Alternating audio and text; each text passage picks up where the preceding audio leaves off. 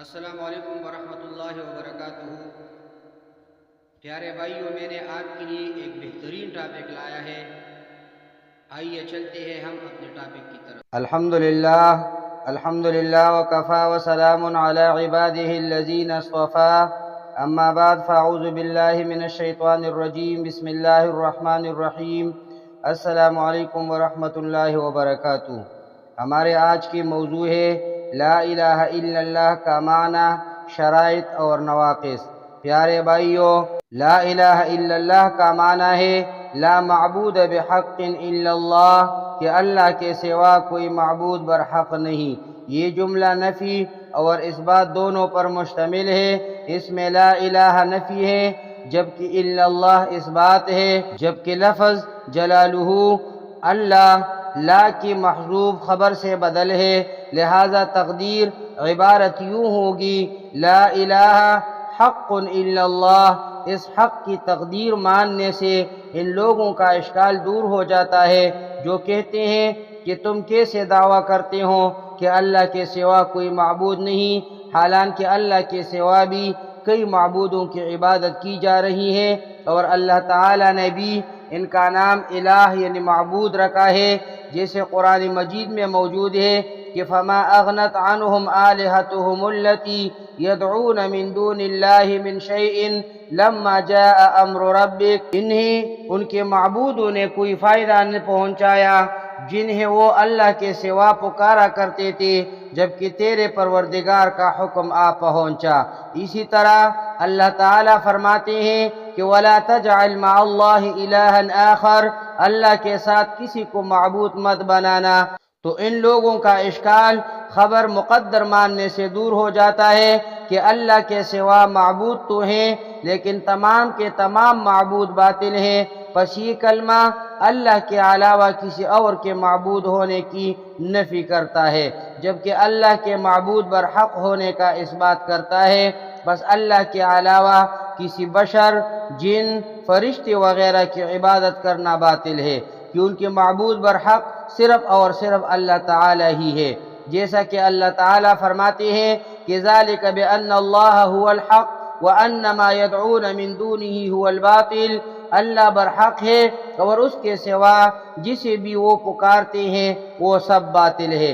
اسی طرح اللہ تعالیٰ فرماتے ہیں کہ وَمَن يَدْعُ مَعَ اللَّهِ إِلَٰهًا آخر لَا بُرْهَانَ لَهُ بِهِ فَإِنَّمَا حِسَابُهُ عِندَ رَبِّهِ إِنَّهُ لَا يُفْلِحُ الْكَافِرُونَ، جو شخص اللہ کے ساتھ کسی دوسرے کو معبود پکارے جس کے کوئی دلیل اس کے پاس نہیں، پس اس کا حساب تو اس کے رب کے اوپر ہی ہے، بے شک کافر لوگ نجات سے محروم ہے۔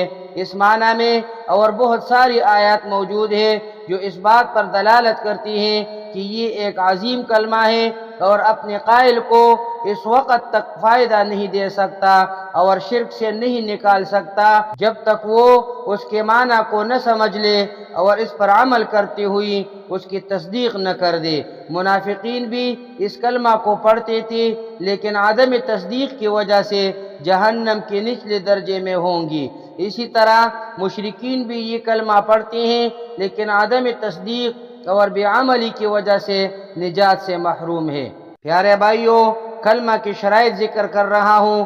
اس کلمہ لا الہ الا اللہ کے مفید ہونے کی درجہ ذیل شروط ہیں۔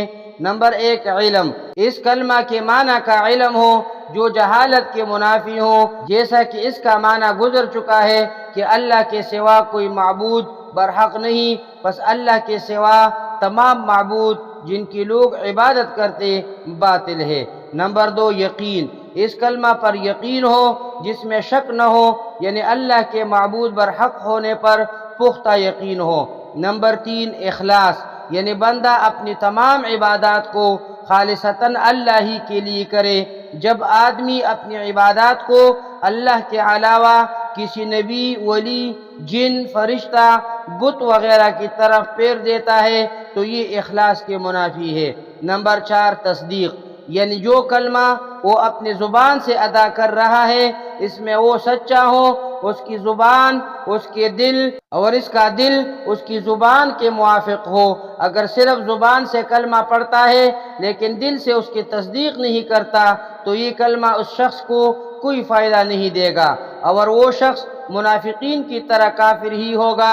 نمبر 5، محبت، یعنی کلمہ پڑھنے کے ساتھ ساتھ اللہ تعالیٰ سے محبت بھی کرے، کیونکہ اگر کلمہ پڑھتا ہے لیکن اللہ سے محبت نہیں کرتا تو وہ بھی منافقین کی طرح کافر ہی ہے، جو حقیقتاً اسلام میں داخل ہی نہیں ہوا۔ دلیل یہ آیت ہے کہ قُلْ إِن كُنتُمْ تُحِبُّونَ اللَّهَ فَاتَّبِعُونِي يُحْبِبْكُمُ اللَّهُ، اے نبی کہہ دیجئے اگر تم اللہ تعالیٰ سے محبت رکھتے ہو تو میری اتباع کرو، خود اللہ تعالیٰ تم سے محبت کرے گا۔ اسی طرح یہ آیت ہے وَمِنَ النَّاسِ مَن يَتَّخِذُ مِن دُونِ اللَّهِ أَندَادًا يُحِبُّونَهُمْ كَحُبِّ اللَّهِ وَالَّذِينَ آمَنُوا أَشَدُّ حُبًّا لِلَّهِ، بعض لوگ ایسے بھی ہیں جو اللہ کا شریک اور لوگوں کو ٹھہرا کر ان سے ایسی محبت رکھتے ہیں جیسے محبت اللہ سے ہونے چاہیے، اور ایمان والے اللہ کی محبت میں بہت سخت ہوتے ہیں۔ نمبر 6، انقیاد، یعنی آدمی اس کلمے کے سامنے سر تسلیم خم کر دے۔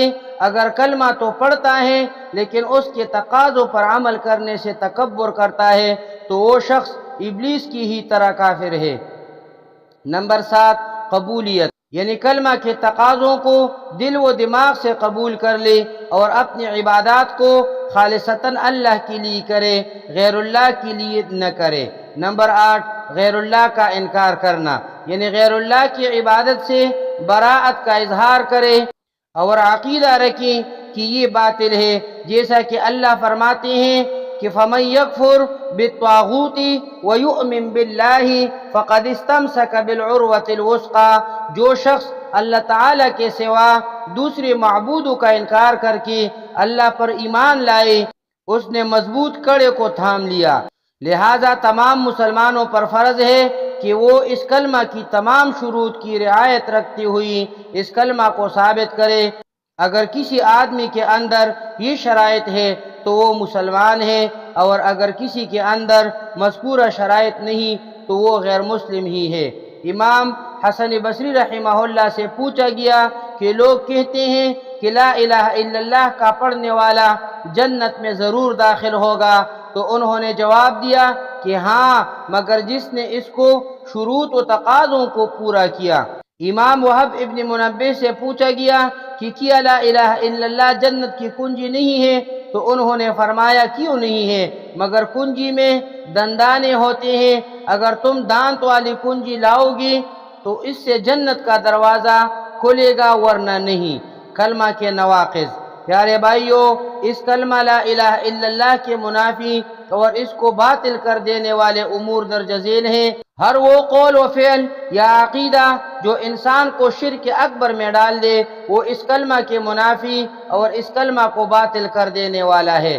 مثلا مردوں، فرشتوں، بتوں، درختوں، پتھروں، ستاروں وغیرہ کو پکارنا یا ان سے اپنے حاجات پوری ہونے کی امید رکھنا، یا ان کے لیے ذبح کرنا، یا ان کے لیے نظر ماننا، یا ان کے سامنے جھکنا یعنی رکوع و سجدہ کرنا وغیرہ وغیرہ، یہ تمام امور اس کلمہ کے منافی ہیں اور اس کے مقصد کو باطل کر دیتے ہیں۔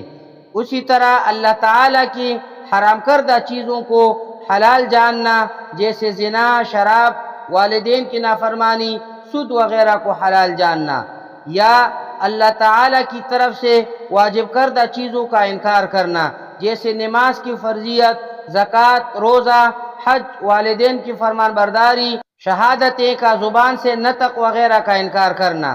مذکورہ تمام امور اس کلمہ کو باطل کر دینے والے ہیں۔ اس میں مذاق کرنے والا، سنجیدہ اور خائف تمام برابر ہے، البتہ مکرہ یعنی جس کو زبردستی مجبور کیا گیا ہو مستثنیٰ ہے۔ وہ اقوال و افعال اور اعتقادات جو توحید اور ایمان کو کمزور کر دیتے ہیں اور اس کے کمال واجب کے منافی ہیں وہ بہت زیادہ ہیں۔ مثلا شرک اصغر جیسے ریاکاری، غیر اللہ کی قسم، ما شاء اللہ و شاء فلان کہنا، یا ھذا من اللہ و من فلان کہنا وغیرہ وغیرہ۔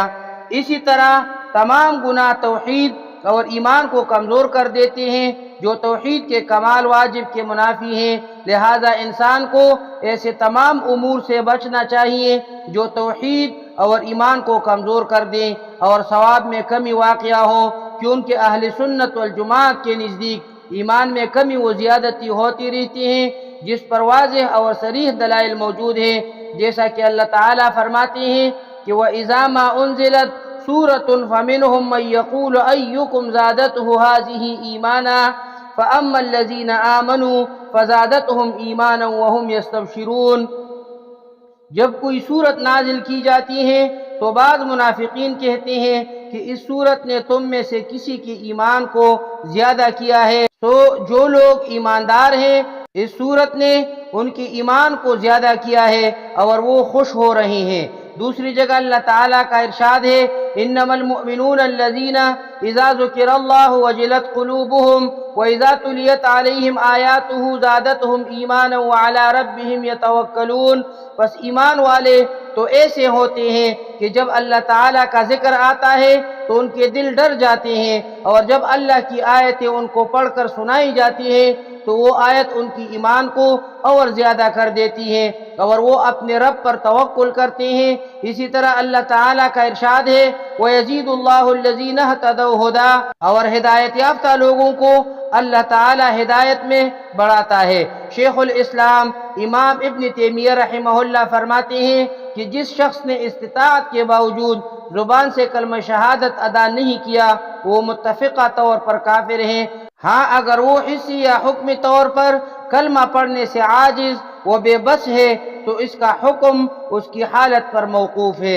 اللہ تعالی ہم سب کو لا الہ الا اللہ کا معنی، شرائط اور نواقض کو سمجھنے کی توفیق عطا فرمائے، آمین۔ اقول قولی ھذا استغفر اللہ لی ولکم ولسائر المسلمین۔